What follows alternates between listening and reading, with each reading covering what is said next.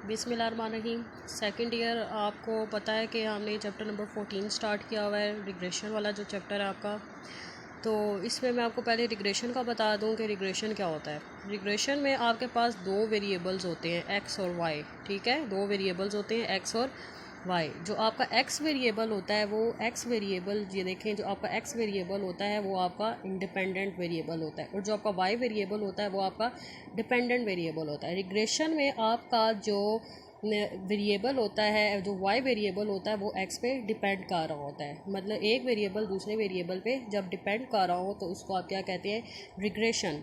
जिस तरह आप एग्जांपल देख लें, हाइट और वेट की अगर आप एग्जांपल लें तो हाइट किस पे डिपेंड कर रहा होता है, वेट। अब इसमें जो आपका हाइट है वो आपका एक्स है और जो आपका वेट है वो वाई है। अब ये जो इक्वेशन है, इस इक्वेशन को आप क्या कहते हैं, regression equation. Y is equal to a plus b x, ये आपका क्या है, रिग्रेशन इक्वेशन।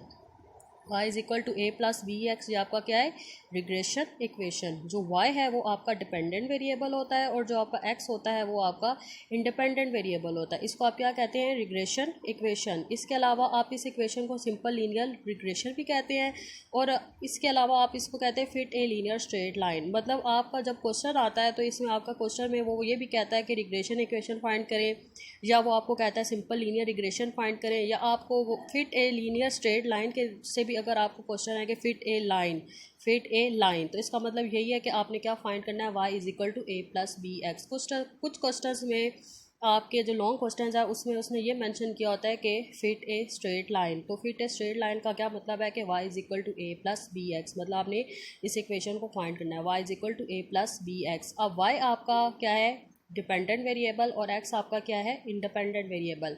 और जो a और b है ये आपके रिग्रेशन कोफिशिएंट्स होते हैं। a और b आपके क्या होते हैं, रिग्रेशन कोफिशिएंट्स। इसके अलावा आपका जो a होता है, इसको a को हम इंटरसेप्ट कहते हैं और b को हम स्लोप कहते हैं। अब जिस तरह मैंने यहाँ पे लिखा हुआ है कि y आपका डिपेंडेंट वेरिएबल है, x आपका इंडिपेंडेंट वेरिएबल है, a और b आपके रिग्रेशन कोफिशिएंट्स होते हैं। इसके अलावा आप a को इंटरसेप्ट भी कहते हैं और b को आप स्लोप भी कहते हैं।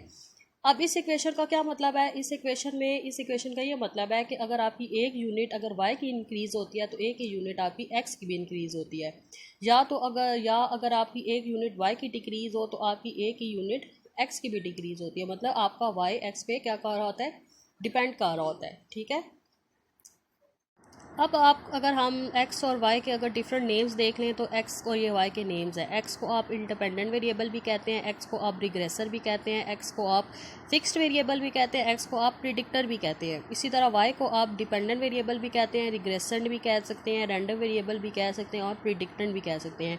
ये नाम आपको आने चाहिए। अगर सपोज़ आपको वो कहे कि रिग्रेसर फाइंड करें और रिग्रेसर फाइंड करें तो आपको पता होना चाहिए कि रिग्रेसर क्या x है और रिग्रेसेंट क्या है y है। इसी तरह फिक्स्ड वेरिएबल से भी वो कभी आपको कह सकता है, तो आपको पता होना चाहिए कि फिक्स्ड वेरिएबल आपका x है, इसी तरह रैंडम वेरिएबल आपका y है। लेकिन मोस्टली जो ज़्यादातर नाम इसके यूज़ किए जाते हैं वो इंडिपेंडेंट वेरिएबल और डिपेंडेंट वेरिएबल भी यूज़ किए जाते हैं, लेकिन आपको ये सारे नाम एक्स और वाई के जो डिफरेंट नेम्स हैं वो आपको आने चाहिए। इसके अलावा ये जो दो इक्वेशंस हैं ये रिग्रेशन की दो नॉर्मल इक्वेशंस हैं। ठीक है, आप ए और बी जो है इन इक्वेशंस के थ्रू भी फाइंड कर सकते हैं। तो आपके शॉर्ट क्वेश्चन में ये आपको वो कह सकता है कि रिग्रेशन की नॉर्मल इक्वेशन बताएं, तो आपको ये नॉर्मल इक्वेशन याद होनी चाहिए। ये दो इक्वेशन क्या हैं, रिग्रेशन की नॉर्मल इक्वेशन है। Summation y is equal to n a plus b summation x और summation x y is equal to a summation x plus b summation x के। ये रिग्रेशन की दो नॉर्मल इक्वेशंस हैं। अब हम फार्मूलाज पे आ जाते हैं। तो अगर आपका फार्मूला, अगर हम y ऑन x की बात करें तो y ऑन x का अगर कहा हो तो y ऑन x से जो इक्वेशन बनती है वो y hat is equal to a plus b x बनता है। इस तरह आप y ऑन x से भी सॉल्व करते हैं और x ऑन y से भी सॉल्व करते हैं। लेकिन अगर आपको कुछ मेंशन नहीं है कि आपने y ऑन x से करना है या x ऑन y से करना है, तो फिर आप हमेशा y ऑन x यूज़ करेंगे। ठीक है क्लास, अगर आपको मेंशन नहीं है क्वेश्चन में कि आपने y ऑन x से करना है या x ऑन y से करना है, तो फिर आप किससे हमेशा करते हैं, y ऑन x से करते हैं हमेशा। अगर आपको मेंशन नहीं है तो आप y ऑन x से हमेशा सॉल्व करेंगे। y is equal to a plus b x, y is equal to a plus b x में आप y को प्रिडिक्ट करते हैं। ठीक है, आप y को क्या करते हैं, प्रिडिक्ट करते हैं। अब ये जो आपको ये बी वाई एक्स है, वाई एक्स का क्या मतलब है कि आप y ऑन x से कर रहे हैं। ठीक है, बी वाई एक्स, इस वाई एक्स का क्या मतलब है कि आप किससे कर रहे हैं, y ऑन x से कर रहे हैं। अब ये आपके सारे जो है ये b के फार्मूलाज हैं। ठीक है, लेकिन जो मोस्टली फार्मूला आप इसमें यूज़ करते हैं वो ये वाला यूज़ करेंगे, n summation x y minus summation x summation y divided by n summation x square minus summation x का होल स्क्वायर। ये आप बी का फार्मूला यूज़ करेंगे वाई ऑन एक्स में, ठीक है। लेकिन फिर भी आपको ये सारे फार्मूलाज आने चाहिए, क्योंकि आगे जो आप इसके लॉन्ग क्वेश्चंस करेंगे ये आपको सपोज ये summation x minus x bar y minus y bar given होगा तो आप ये फार्मूला लगाएंगे। सपोज आपको x x y s x square दिया होगा तो फिर आप बी का ये फार्मूला लगाएंगे, ठीक है। मुख्तलिफ डाटा पे आपके डिपेंड करता है, अगर जिस तरह का आपको डाटा दिया होगा फिर आपको इसी के अकॉर्डिंग ये फार्मूला यूज़ करने पड़ेंगे, ठीक है। लेकिन अगर आपको एक्स और वाई का सिंपल डाटा दिया हो तो फिर आप बी का ये फार्मूला लगाएंगे, ठीक है। लेकिन अगर आपको इस तरह की इन फार्मूला से रिलेटेड वैल्यूज़ दी हो तो फिर आपको यही फार्मूलाज लगाने पड़ेंगे, ठीक है। ये सारे फार्मूलाज आपने अच्छे से याद करने हैं। इसी तरह ये फिर ये ए का फार्मूला, ठीक है। अगर हम ए की बात करें तो ए का ये फार्मूला है वाई बार माइनस बी एक्स बार, ये आपका ए का फार्मूला है। और वाई एक्स का क्या मतलब है, क्या वाई ऑन एक्स से क्वेश्चन सॉल्व कर रहे हैं। तो ये सारे जो फार्मूलाज है वाई ऑन एक्स ये बी के सारे फार्मूलाज है, और ए का जो बस ये ए की फार्मूला होता है। तो आपने ए का ये फार्मूला याद करना है और ये बी के आपने सारे फार्मूला याद करने, लेकिन मोस्टली आप ये वाला फार्मूला यूज़ करते हैं एन समीशन एक्स वाई वाला, ठीक है। वाई ऑन एक्स से आप की इक्वेशन क्या बनती है, y is equal to a plus b x, और इसमें आप क्या प्रिडिक्ट करते हैं, वाई को प्रिडिक्ट करते हैं।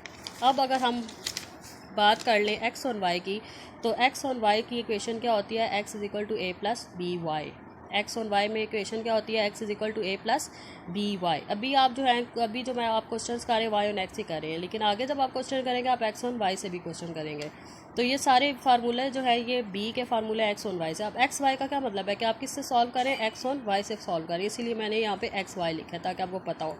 लेकिन आप जो मोस्टली फार्मूला इसमें बी का यूज़ करेंगे वो यही वाला यूज़ करेंगे, एन समीशन एक्स वाई वाला, और ये ए का आपका फार्मूला है। एक इसमें अच्छा एक्स और वाई में आपका यहाँ पे ये चेंज हो जाएगा, वहाँ पे पीछे वाई बार था यहाँ एक्स बार हो जाएगा, और जहाँ पे एक्स बार था तो यहाँ पे क्या हो जाएगा, वाई बार। और वाई और एक्स में अगर आप पीछे देखें तो यहाँ आप नीचे एक्स की टर्म्स यूज़ कर रहे थे, लेकिन एक्स और वाई में आप यहाँ पे कौन सी टर्म्स आप सारों के नीचे यूज़ कर रहे हैं, वाई की टर्म यूज़ करें। सेम फार्मूलाज हैं, बस ये नीचे वाली फॉर्म चेंज हो गई है। पीछे वाई और एक्स में यहाँ पे एक्स एक्स था और यहाँ पे क्या है, वाई वाई था। और अगर ए में देखें तो पीछे आपका वाई बार और यहाँ पे एक्स बार था, लेकिन अब क्या हो गया, एक्स बार और यहाँ पे वाई बार हो गया। तो आपको ये सारे फार्मूले आने चाहिए। अब ये रिग्रेशन इक्वेशन दो होती हैं, वही अगर आपको क्वेश्चन में गिवन हो कि टू रिग्रेशन इक्वेशंस फाइंड करें, तो टू रिग्रेशन इक्वेशंस में यही है कि वाई ऑन एक्स या एक्स ऑन वाई। तो वाई ऑन एक्स में आप y is equal to a plus b x equation find करेंगे, इसमें आप प्रिडिक्ट करते हैं वाई को। और एक्स ऑन वाई में आप इक्वेशन बनाएंगे x is equal to a plus b y, और प्रिडिक्ट आप किसको करते हैं, एक्स को। प्रिडिक्ट का मतलब है कि फाइंड करना। सपोज आप वाई ऑन एक्स से कर रहे हैं तो ए प्लस बी एक्स है, तो आपको एक्स की सपोज कोई वैल्यू दी हो 25, तो आप इसमें पुट करके फिर होल आंसर किसका निकालेंगे, वाई का निकालेंगे आंसर। और अब हम अगर स्टैंडर्ड एरर की बात कर लें तो स्टैंडर्ड एरर को आप रेजिड्यूल भी कहते हैं। तो ये किसका फार्मूला है, सम ऑफ एरर का फार्मूला है, या सम ऑफ रेजिड्यूल का फार्मूला है। किसका फार्मूला है, सम ऑफ रेजिड्यूल। तो सम ऑफ रेजिड्यूल होता है summation y minus y hat. तो सम ऑफ रेजिड्यूल हमेशा आपका जीरो होता है, ठीक है। ये सम ऑफ रेजिड्यूल आपका हमेशा जीरो आना चाहिए। अगर आपका सम ऑफ रेजिड्यूल जीरो नहीं आ रहा तो वो आपका आंसर क्या होगा, गलत होगा। तो सम ऑफ रेजिड्यूल आपका हमेशा क्या आना चाहिए, जीरो आना चाहिए। और sum of square of standard error, ठीक है, या sum of square of residual भी इसे आप कह सकते हैं। तो sum of square of standard error या sum of square of residual, तो ये क्या होता है, summation y minus y head का होल स्क्वायर। और ये हमेशा मिनिमम होना चाहिए, मतलब कम से कम होना चाहिए आपका, ठीक है। Sum of square of standard error, sum of standard error या सम ऑफ रेजिड्यूल हमेशा ये आपका कम से कम होना चाहिए, ठीक है। और सम ऑफ रेजिड्यूल आपका ज़ीरो होता है और sum of square of residual आपका हमेशा कम से कम होना चाहिए। और ये अब आपने सारे जो फार्मूलाज हैं और ये इसको जो आपके फार्मूलाज वगैरह और डेफिनेशन हैं इसको आप अच्छे से याद करें, और जो इससे रिलेटेड क्वेश्चन हैं वो भी आप सॉल्व करें।